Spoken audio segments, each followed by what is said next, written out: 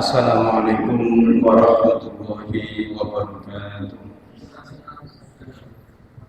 Bismillahirrahmanirrahim. Alhamdulillahirabbil alamin. Wa bihi nasta'inu ala umuri dunya waddin. Wassalatu wassalamu ala asrofil anbiya'i wal mursalin. Nabiyyina wa habibina wa sayyidina Muhammadin wa ala alihi wa ashabihi wa man tabi'ahum bi ihsanin ila yaumiddin. Amma ba'du. Allahumma shalli wa sallim wa barik ala nabiyyina Muhammad. Para jamaah yang dimuliakan Allah, alhamdulillah selalu kita ingatkan supaya kita senantiasa bersyukur kepada Allah Subhanahu wa taala. Mudah-mudahan dengan syukur kita, lisan kita mengucapkan alhamdulillah, hati kita meyakini bahwa semua nikmat dan karunia adalah hanya dari Allah, lalu kemudian kita buktikan dengan amal perbuatan. Itulah syukur kepada Allah Subhanahu wa taala. Dan janji Allah, jika hamba itu bersyukur kepada Allah, maka kita harus yakin bahwa Allah akan menambah nikmat itu. Sebagaimana ayat yang kita sudah maklum, la in syakartum la azidannakum wa la in kafartum inna adzabi lasyadid. Jamaah yang dimuliakan oleh Allah, seperti biasanya kita mengikuti kajian yang diasuh oleh Ustadzuna Masyrud Bakhri dengan kitab Syakhsiyatul Muslim, kepribadian orang muslim kama yasuha al-Islam fil kitab wa sunnah, sebagaimana yang telah disuguhkan, dipaparkan di dalam agama kita Islam, ya, berdasarkan kitab dan sunnah. Nah, karena beliau berhalangan, dan sekali lagi kata Ustadz Fazal itu konsumsinya sudah siang, jadi kita ngaji sebentar. Nah, jadi takdirnya sehari ini tadi kita itu badali. Tadi ada sholat jenazah untuk anak kecil, sebenarnya juga tidak saya, cuman saya yang badali. Kemudian tadi khutbah Jumat, ya, dengan apa adanya kita badali, dan hari ini jam ini saat ini kita membadali lagi. Tapi kita tidak meneruskan itu. Tapi saya ada buku kecil yang insya Allah buku ini juga mendukung dari kitab yang dibaca oleh Ustadz Masyrud Bakhri, yaitu berkaitan dengan, kalau judulnya kajian kita itu kan akhlak, ya, kepribadian. Nah, saya ada buku kecil yang sudah diterjemahkan. Buku ini ditulis oleh Khalid Al-Husaini. Judul aslinya itu Akthar min Alfi Sunnah fi al-Yawm wa al-Layla. Jadi kurang lebihnya itu kalau diterjemah lebih itu banyak di antara sunnah, bahkan ribuan alfi sunnah di dalam hari-hari atau waktu siangnya, walaylah, dan malam hari. Jadi sebenarnya kita ini hidup itu sebagaimana Allah Ta'ala, ya, berfirman, tujuan kita dihidupkan oleh Allah Ta'ala itu tidak lain kecuali supaya kita ini mengabdi kepada Allah. Surat Ad-Dariyat 56 itu, wa ma khalaqtul jinna wal insa illa liya'budun. Dan tidaklah, kata Allah, aku menciptakan jin dan manusia kecuali supaya mereka, yaitu para jin dan manusia itu, liya'buduni, supaya beribadah kepada aku. Nah, hidup ini sebenarnya ibadah.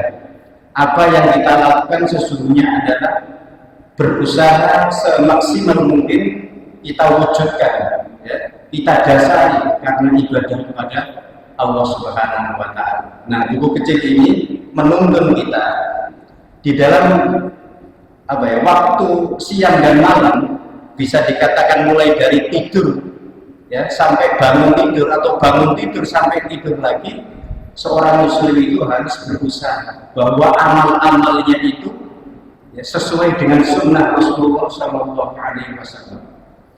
Para jamaah yang dimuliakan oleh Allah Subhanahu Wa Taala, barangkali kita sudah maklum ketika kita hidup ini di dunia, itu kadang-kadang banyak orang itu yang terpengaruh dengan dunia, sehingga dia berusaha untuk mencari dunia sebanyak-banyaknya.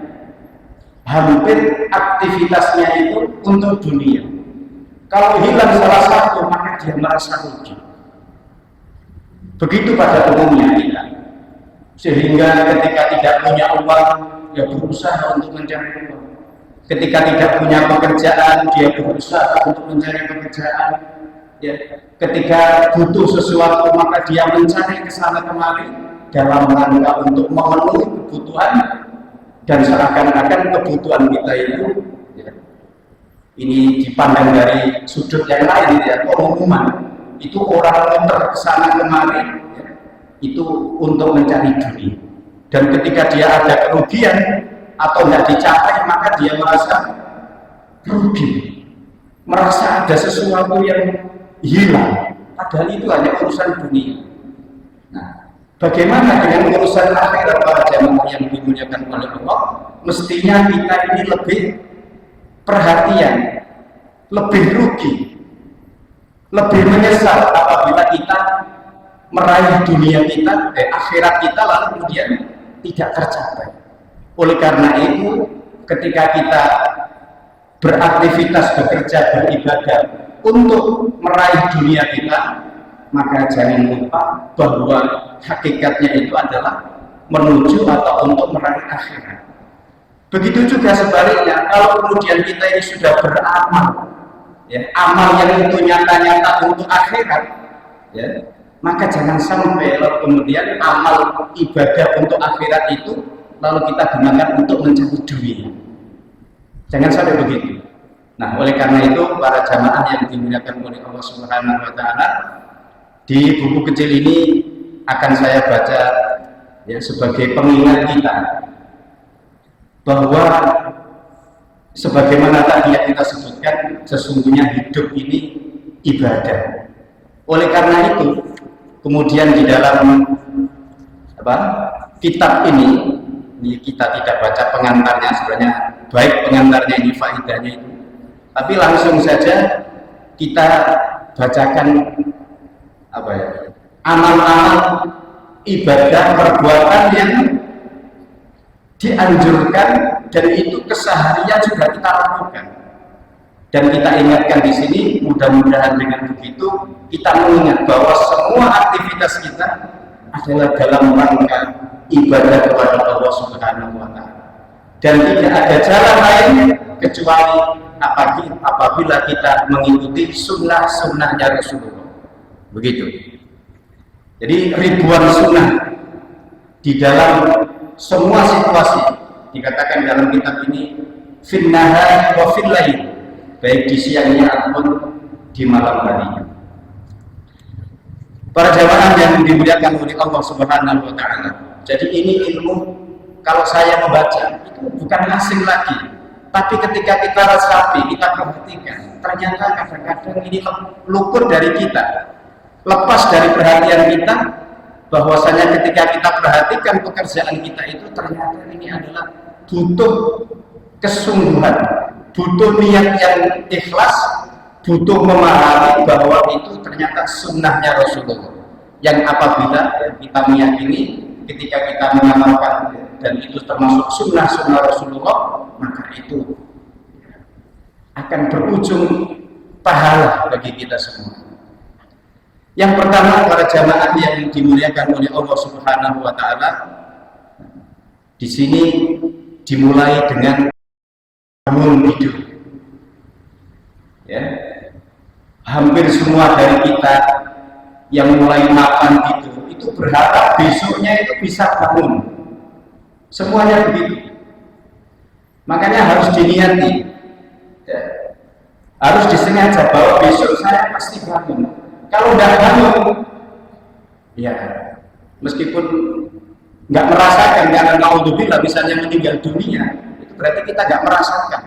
Tapi tentu sebagai orang mukmin, ketika sudah tidur maka dia akan berharap bangun tidur.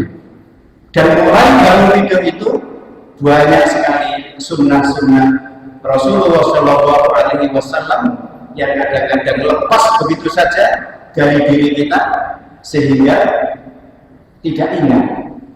Nah, di sini saya bacakan itu sebagai pengingat untuk kita, ya, saya dan jamaah sekalian. Yang pertama, melenyapkan sisa-sisa kantuk dengan cara mengusapkan tangan ke wajah. Ini, ya, anak-anak santri sering ngantuk, saya juga ngantuk sama sebenarnya, ya. Cuman kebiasaan ngantuk itu kok hampir kudu gak solan atau santri, nggak tahu saya. Ya mungkin gawari, ya. Tapi sampean luar biasa, banyak menghafalkan Al-Quran. Imam Nawawi dan Ibnu Hajar menyatakan sunnahnya berdasarkan hadits fastaiqadha Rasulullah sallallahu alaihi wasallam fajalasa yamsahu nauma an wajhihi biyadihi. Hadis ini diriwayatkan oleh Imam Muslim. Fastaiqadha, maka Rasulullah sallallahu alaihi wasallam bangun tidur. Fajalasa, maka lantas beliau duduk. Yang sahun nauma, sembari sambil menghilangkan rasa ngantuk tadi dengan yang sahun nauma, mengusap. Nah, tentu yang diusap di sini dalam penjelasan yang lain itu mengusap wajah, ya, dari tidurnya tadi. An wajhihi biyadihi, dengan tangan beliau. Jadi ini termasuk sunnah. Dan kalau kita tidak membaca hadis ini, kadang-kadang lepas begitu saja. Kalau kemudian kita paham, kalau kemudian bangun tidur, ya, diawali dengan membaca, melakukan ini aktivitas ini, ada nanti doa-doanya, ya. Jadi membasuh dan mengusap wajah kita dengan tangan kita. Ini yang pertama, sunnah yang pertama. Jadi niatkan ketika kita bangun tidur, mengusap wajah kita, karena memang tidur itu ditandai dengan, ya, mata kita ditandai dengan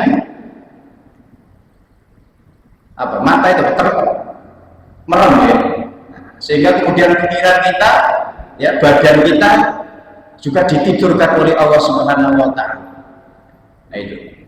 Ini yang pertama. Yang kedua, membaca doa, ya, dengan lafaz yang kita semua insya Allah sudah paham. Nah, jadi gak usah tak bagi kayak Ustaz Abdul Hamid kemarin, saking semangatnya sampai dibagi, gitu, ya. Tapi nggak sampai nggak bisa saya bagi. Jadi doanya jangan sampai nggak berdoa, ya. Dan insya Allah sudah maklum, sudah paham semua, sudah hafal semua. Tinggal bagaimana kita mengamalkannya, itu butuh perhatian. Dengan membaca Alhamdulillah alladzi ahyana ba'dama amatana wa ilaihin nusyur. Alhamdulillah, segala puji hanya milik Allah.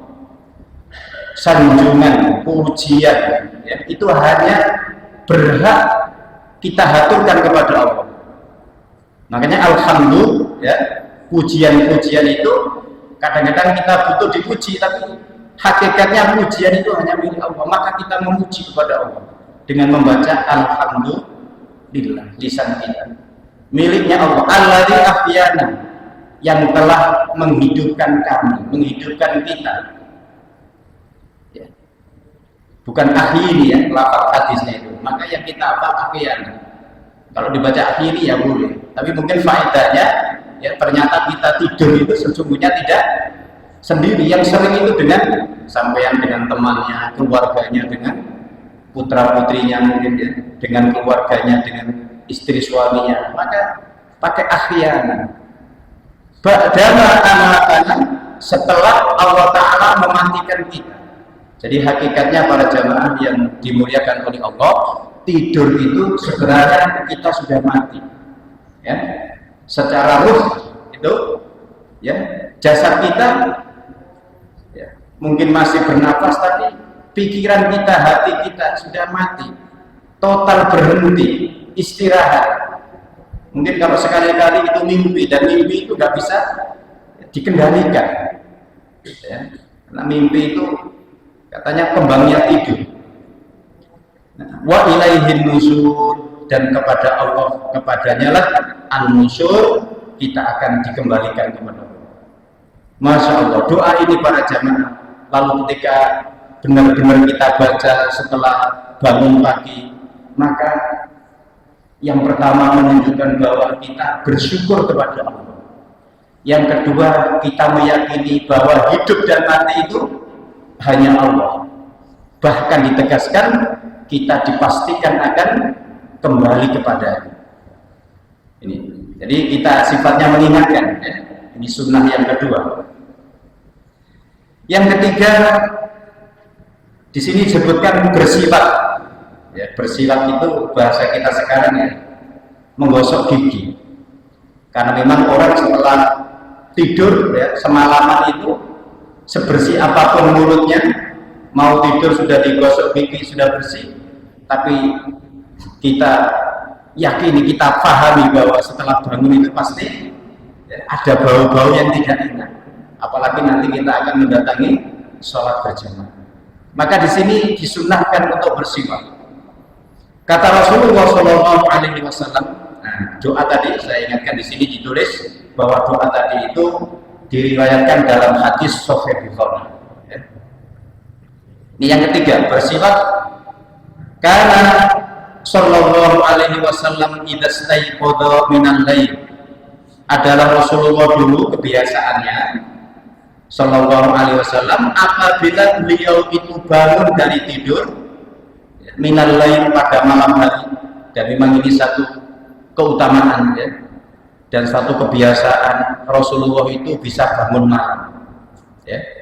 Jadi malam itu artinya bangun sebelum subuh, karena malam itu, ya, dibagi menjadi tiga, ya, sepertiga awal, kemudian sepertiga tengah malam, lalu sepertiga akhir malam. Dan Rasulullah menganjurkan sepertiga akhir malam itu sholat, ya, bangun tidur, al-lail minal lail. Yasusu fa'u bisiwaki, beliau menggosok, ya, menggosok mulutnya, mulut beliau bisiwaki dengan siwak, ya. Sampai kadang-kadang ada yang berpendapat bahwa karena Rasulullah itu menggunakan siwak, dan hari ini, saat ini, kalau kita misalnya mengusahakan siwak itu juga masih ada, maka orang itu kemudian, oh, dengan siwak, ya, monggo saja. Kami kan dohirnya Rasulullah ini pakai siwak. Tapi kalau kemudian, ya, zaman modern seperti ini, lalu kemudian sudah ditemukan, ya, ada fungsi yang sama dengan siwak, menggosok gigi, maka itu insya Allah tidak mengapa, ya, menggosok gigi. Jadi gosok gigi, apalagi zaman sekarang gosok gigi itu tidak hanya sekedar, ya, sabut plastik atau yang lain, tapi masih butuh pewarni, masih butuh pembersih, dan itu tidak mengapa, ya. Dalam hal-hal perkara dunia yang ada manfaatnya itu tidak dilarang, bahkan bisa jadi dianjurkan, karena kalau tidak menggunakan pasta gigi mungkin baunya masih tidak sedap, begitu. Para jamaah yang dimuliakan oleh Allah Subhanahu wa Ta'ala, jadi bangun tidur kita diawali dengan membasuh, mengusap wajah kita, lalu kemudian bersamaan itu berdoa kepada Allah Subhanahu wa Ta'ala, kemudian adalah menggosok atau bersiwak tadi, menggosok gigi. Di kitab ini ditulis, saya bacakan hikmahnya, di antara karakteristik, ya, kepribadian, ya, kebiasaan Rasulullah siwak adalah untuk ternyata ada ilmunya. Merangsang saraf mata untuk segera membuka atau memacu otot tubuh untuk segera bangkit. Wallahu a'lam. Ini ditemukan oleh para alim ya, orang-orang yang ngerti. Ternyata perbuatan yang dilakukan oleh Rasulullah tadi, mulai dari mengusap, lalu kemudian ya membaca doa, kemudian bersiwak, itu bisa merangsang tubuh kita bisa giat. Dicoba ya, barangkali kemarin itu kok masih ngantuk saja ya, itu mungkin belum sikatan atau belum siwak ya. Disiapkan, bila perlu jangan sampai jauh-jauh. Ketika kita bangun tidur, jelas ini tempat siwak kita di sini, langsung ambil. Nah, kita anjurkan begitu kepada para santri ya, dan juga kita semua. Nah, tentu hikmah yang berikutnya adalah menghilangkan bau mulut. Nah, itu jelas ya, baik pakai siwak atau pakai gosok gigi ya, dengan ditambah pasta gigi. Ini urusan-urusan yang kelihatannya amal-amal ya, pekerjaan-pekerjaan dunia, pekerjaan-pekerjaan yang berkaitan dengan diri kita ya, merawat diri kita. Namun apabila ya, sekali lagi amal-amal itu lalu kita ya, faham, lalu meneladani Rasulullah, maka insya Allah itu termasuk mengikuti sunnah-sunnahnya Rasulullah Shallallahu Alaihi Wasallam. Berikutnya ini diurut, jadi kitab ini kecil tapi bagus, diurut mengingatkan kita. Masuk keluar kamar mandi.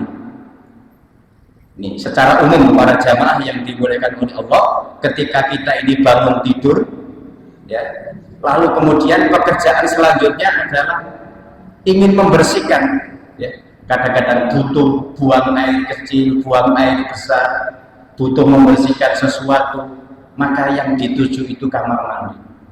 Dan kita patut bersyukur para jamaah yang dimuliakan oleh Allah, kamar mandi kita rata-rata ya, rata-rata dunia yang modern ini sudah ada di dalam rumah kita, minimalnya ada di dalam ya. Bahkan sudah banyak sekarang itu kamar mandi ada di dalam kamar itu sendiri. Ya Allah, nikmat apa yang kemudian kalau tidak kita syukuri ya, keadaan zaman yang seperti ini. Kalau para jamaah, terutama para santri, kalau zaman kita kecil dulu para jamaah ya, seusia Pak Suraji, saya termasuk ini golongan tua, itu nggak ada rumah itu, kalaupun ada itu hanya beberapa saja rumah yang kemudian punya kamar mandi. Kalaupun punya itu zaman dulu, itu kamar mandi atau apa ya, untuk buang hajat itu biasanya diletakkan di luar rumah. Jadi masih butuh keluar rumah. Itu pun masih sangat sulit. Ya, belum ditemukan atau memang begitu. Ya. Kalau saya dulu karena hidup di pinggiran Bengawan Solo, itu aman-aman saja. Gitu ya. Aman-aman saja. Ya, langsung jegur Bengawan Solo. Atik musolai pinggir Bengawan Solo. Nah, ini patut kita bersyukur. Ketika kita masuk keluar kamar mandi, di sini ada beberapa hal yang perlu kita perhatikan. Yang pertama adalah masuk kamar mandi dengan mendahulukan kaki kiri. Ya Allah. Sampai ngitung ngoten kita piro-piro. Kalau belum, maka kita coba. Ya, tidak hanya bangun dari tidur ke kamar mandi, tapi setiap kita ke kamar mandi memperhatikan kaki kiri kita dahulukan dan keluar dengan mendahulukan kaki kanan. Ya. Dan ini memang ya apa ya, sesuai dengan keumuman amalnya Rasulullah. Ketika Rasulullah itu ya memakai atau masuk dalam perkara-perkara yang baik, maka dia mendahulukan tangan atau kaki yang kanan. Begitu juga kalau itu kemudian perkara-perkara yang kurang baik atau tidak baik, ya, maka dia mendahulukan kaki atau tangan kiri. Ya, baik dan tidaknya itu tergantung kita. Kamar mandi kok elek, iya, maksudnya itu ya meskipun bersih tapi masih sibuk kotor di situ. Maka kemudian Rasulullah menganjurkan kalau masuk kaki kiri.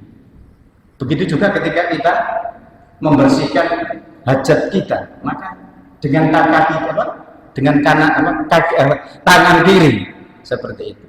Yang baik-baik makannya dengan tangan kanan. Kadang-kadang kalau kita tidak perhatikan, oleh nikmat ngombe seger, ngombe ini tangan dewa. Mangan nikmat kadang-kadang ya tidak memperhatikan, kemudian makan tangan kiri. Yang sering diingatkan itu begini, makan tapi tidak sepenuhnya tangan kanan. Ketika makan kerupuk, nah itu kadang-kadang orang nggak perhatian, so enaknya saja.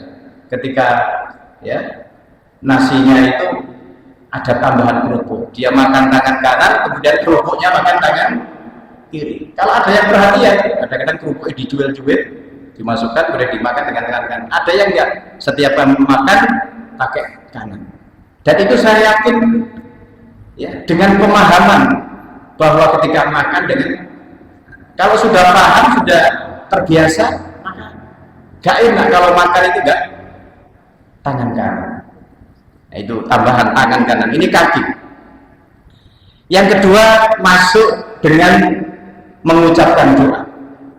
Jadi sebelum masuk kalau kita sudah tujuannya masuk ke kamar mandi, meskipun tidak harus berhenti di pintu kamar mandi, tapi kita tujuannya ke kamar mandi, maka kita usahakan membaca doa. Dan insya Allah doanya juga sudah sangat hafal sekali kita. Cuma tinggal kita ya. Makanya kita ingatkan di sini membaca kitab yang kecil ini. Doanya adalah Allahumma inni a'udzubika minal khubuthi wal khaba'ith.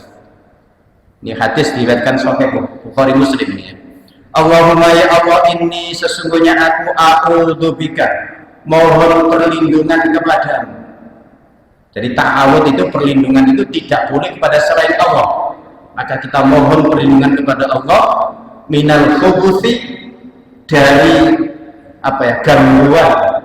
Ada yang menangkap al-khubuth itu gangguan setan laki-laki, wal khaba'is, dan gangguan setan perempuan. Ternyata setan itu ada laki-laki dan perempuan, makanya berkembang biak. Nah, kita jangan sampai kalah dengan setan ya. Apakah setan tidak di luar kamar mandi? Iya ada, tapi di kamar mandi itu senengannya setan. Bahkan pernah kita mendengarkan ulama atau apa gitu ya, kalau kita ke kamar mandi lalu kemudian lepas begitu saja, tidak pakai baju, kemudian kita juga tidak berdoa, nah, ini sering saya sampaikan kepada anak-anak, maka setan itu dengan zahir akan melihat kepada badan kita, mosok disawang setan. Nah itu, makanya dengan berdoa itu insya Allah setan itu nggak bisa mengganggu, pandangannya juga tidak akan bisa menembus kita. Nah, maka tinggal kita, bagaimana ketika kita ya ke kamar mandi, ya Allah, berapa kali kita ke kamar mandi sehari semalam ini? Barangkali kita tidak terhitung. Dengan tidak terhitungnya aktivitas masuk ke kamar mandi itu, lalu kemudian kita membiasakan diri untuk berdoa mengikuti sunnahnya Rasulullah, maka berarti berapa banyak pahala yang kita dapatkan dari masuk kamar mandi dan keluar kamar mandi. Itu yang kedua, dari masuknya mendahulukan kaki kiri, kemudian keluarnya mendahulukan kaki kanan. Pak laren ditoto, iya memang ditoto, diniati ya. Kemudian berdoa tadi. Yang ketiga, mengucapkan doa ketika keluar dari kamar mandi. Ini pun juga sudah hafal semua, anak-anak juga di adab al-Islam di Masuk Mambung itu sudah bolak-balik di ngapano ya. Cuma prakteknya itu ya kita sendiri, makanya diingat-ingatkan terus. Rasulullah Shallallahu Alaihi Wasallam di antara doa yang sangat pendek ya, itu wis dipendek nang koyo ngene iki gak dibiasakno lah kebarus. Ghufranaka. Dan itu juga sahih ya hadis. Ada yang doa alhamdulillahi alladzi adhaba anil adha wa'afani. Kita mengambil doa yang pendek, ya, dan itu dianggap sudah mencukupi, kata Rasulullah SAW. Di mana arti ghufranaka itu adalah permohonan ampunan kepada Allah. Ghufranaka dimaknai, ya Allah, aku mohon ampunan kepadamu, ya Allah.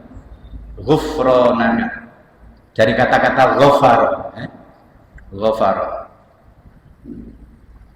Nah, dalam sehari semalam seseorang masuk kamar mandi, tadi saya sampaikan ini, saya baca beberapa kali, di setiap ia masuk ia memperhatikan sunnah-sunnah ini, ya, baik saat masuk maupun keluar, dan sunnah yang dipraktekkan saat masuk dan juga saat, ya, dan juga dua sunnah ketika keluar, yaitu berdoa dan mendahulukan kaki kanan.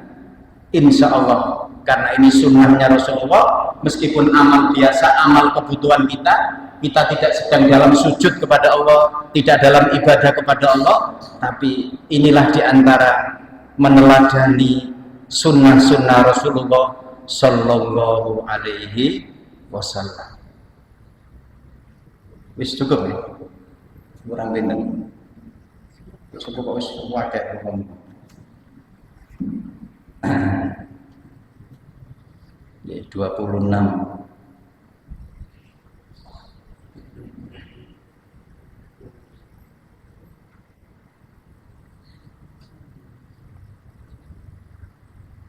Oh, 12 menit ya? Ya, kita tambah sedikit lawan. Tadi sebagian anak-anak sholat jenazah tadi sempat hafal ya tadi ya? Doanya tadi ya? Gak hafal. Doanya itu pendek anak sekalian ya, karena bayi itu tidak punya dosa. Tapi tadi sempat saya baca gitu aja, saya ingatkan.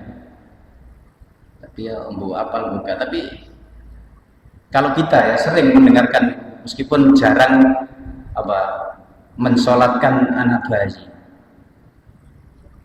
Allahumma ja'alhu lana salafau wa faratau wa ajr. Pernah dengar ya? Allahumma ja'alna. Nah, coba ditirukan.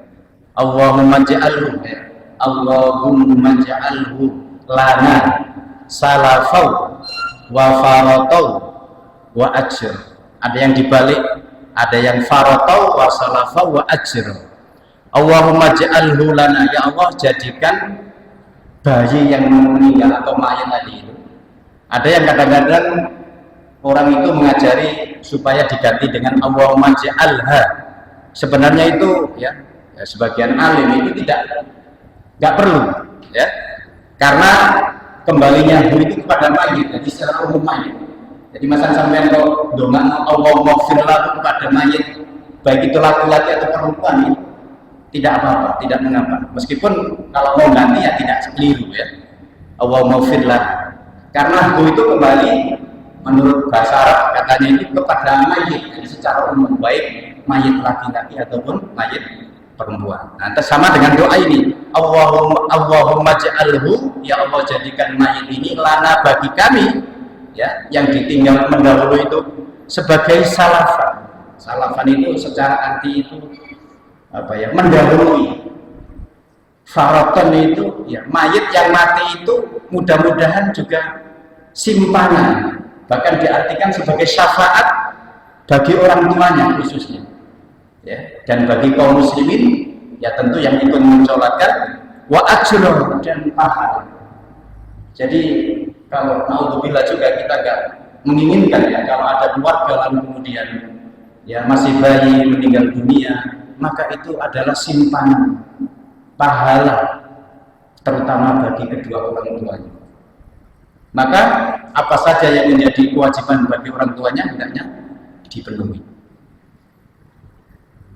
Ada juga doa yang umum, Allahumma firli hayyina wa mayyitina, ya Allah ampunilah kepada yang hidup dari kami, wa mayyitina, dan yang mati dari kami, wa syahidina, dan yang menyaksikan dari kami, menyaksikan mayit maksudnya, wa ghaibina, dan yang ghaib, yang tidak hadir dari kami, wa saghirina, dan yang kecil dari kami, orang-orang kecil, anak-anak kecil diampuni.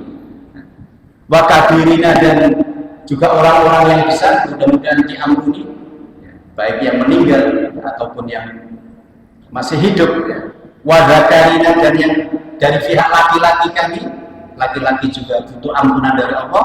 Wa unsana, dan juga perempuan-perempuan kami, itu diantaranya. Adapun tadi kalau kamu membaca doa Allahumma ighfir lahu warhamhu, ya, mudah-mudahan diterima oleh Allah Ta'ala. Allahumma ja'alhu lana salafan wa faratan wa ajran. Itu tambahan. Ini ditemukannya tulisannya terus dihafalkan. Ya. Jamaah yang dimuliakan oleh Allah Subhanahu wa Ta'ala. Nah, kiranya itu, karena ini pekerjaan berikutnya, amal berikutnya, ya. Setelah kita bangun dari tidur, kemudian berdoa sampai masuk kamar mandi, maka sebagai orang muslim, nah itu tentu amalannya adalah wudhu. Nah, wudhu ini sudah sering kita baca bagaimana wudhu menurut Rasulullah SAW. Suatu saat nanti barangkali ada kesempatan akan kita ingatkan kembali, karena benarnya sholat, baiknya sholat, diterimanya sholat itu juga tergantung wudhu kita. Oleh karena itu, meskipun pekerjaan wudhu ini adalah pekerjaan yang sudah sering kita lakukan, bahkan terus-menerus, maka perlu perhatian kita. Lebih-lebih anak santri kita ingatkan, kadang-kadang wudhu itu penting talas. Nah, sering kita dapatkan wudhu membasuh kaki ini terutama. Kadang-kadang di satu-satu mergokrani hancur, di satu-satu ya. Jadi diperhatikan mulai dari yang mengucapkan basmalah, lalu kemudian mencuci tangan, menyela-nyelai, kemudian berkumur, kemudian berintisab sebelumnya itu, lalu kemudian baru kita masuk ke rukunnya wudhu, yaitu membasuh wajah. Insya Allah dalam kesempatan yang lain akan kita sampaikan kalau ada kesempatan. Mudah-mudahan apa yang sedikit kita bacakan, kita sampaikan, mengingatkan kembali kepada kita bahwa sesungguhnya hidup kita ini adalah dalam rangka ibadah kepada Allah Subhanahu wa Ta'ala, dan marilah urusan-urusan, perkara-perkara, pekerjaan-pekerjaan yang dohirnya itu adalah untuk dunia kita, untuk kepentingan pribadi kita, maka jika kita niatkan mengikuti sunnah-sunnah yang Rasulullah SAW, insya Allah akan mendapatkan pahala dari Allah Subhanahu wa Ta'ala. Demikian kita akhiri. Subhanakallahumma wa bihamdika asyhadu an la ilaha illa anta astaghfiruka wa atubu ilaik. Assalamualaikum warahmatullahi wabarakatuh.